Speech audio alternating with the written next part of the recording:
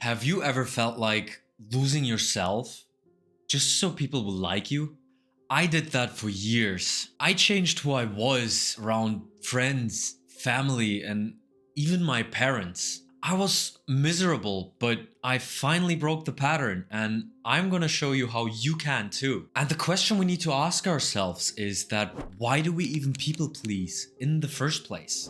There's this good old advice that you should just be yourself, but nobody teaches us how to even feel safe doing so. And there could be many reasons why that is. It could be something primal that our body thinks that we're about to be without our tribe, which would lead us to be easy food and we are in danger. And for that reason, our brain links disapproval with danger. For me, it wasn't just something primal. I had some childhood trauma, which I had some unmet emotional needs, and I learned to believe that approval equals love. And these attachment wounds lead us to believe that our worth is through validation. And people pleasing is a survival strategy that we have learned, but it is now keeping us stuck.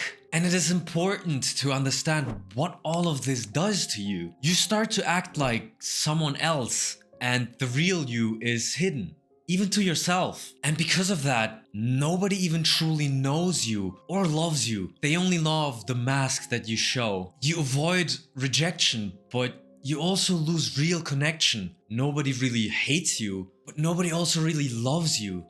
And there's this deep, quiet dissatisfaction, a sense that you're not even really living. You lie to yourself about your dreams and you stay small just to avoid conflict. And I was doing all of these things. I was faking myself, twisting and turning myself, acting like someone I wasn't, just so that others would be okay with me, just so I could get their approval, that I wouldn't get that feeling that I'm being rejected, that I'm not loved. And the thought that I wouldn't be loved was filling me with fear.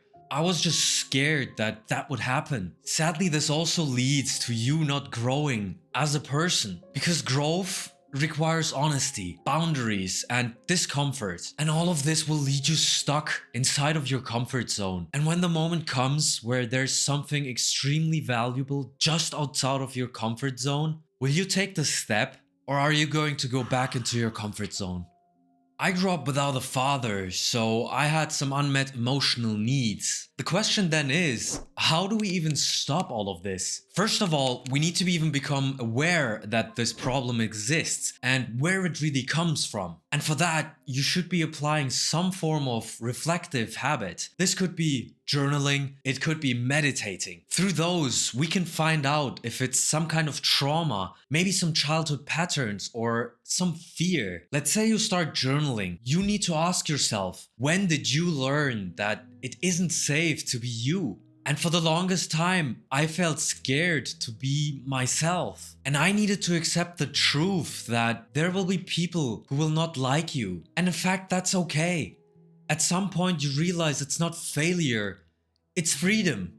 You get to be yourself, and you get to find the people who will truly like you, because you are actually being yourself for once. So people get the chance to even like you. And at first, it can feel very scary and overwhelming. And try to start small. Say no where you would used to say yes, just so you could please that person. And while doing so, be mindful. Become aware of what your thoughts are when they happen. And another habit that is extremely helpful for that is meditation. It's through meditation that we learn to be mindful. And the way this works is that when you start meditating, it has 4 steps. The first one is that you need to focus on your breath. And it is completely normal that you will lose focus from your breath.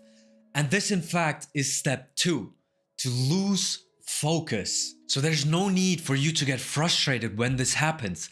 It's part of the process, which then leads us to the 3rd step, which is that you need to become aware, part of mindfulness, that you've lost track and focus of your breath or whatever it is you're focusing on. And the last step is to focus back on your breath, which restarts the cycle. So you go back to step 1, start with step 2, 3, 4, go again. This will allow you to be more mindful, to become aware that you've lost track of what matters, to become aware that you are people pleasing right now and you can change that.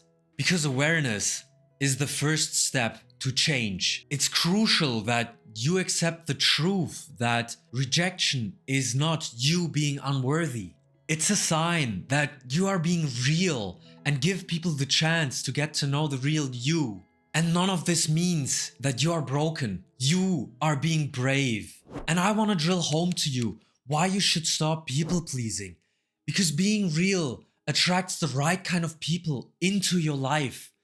It allows you to have some real deep connection with those people. You finally get to see who it is that truly loves you. And you will stop feeling so lonely even though you have people around you. That deep dissatisfaction we talked about is going to disappear. And as you deserve, people will finally accept you and not your performance. You will stop to seek permission from others and you can finally start to chase your dreams, which will not only allow you to grow as a person, but also to respect yourself. You will feel free. And it's not that life all of a sudden becomes easy.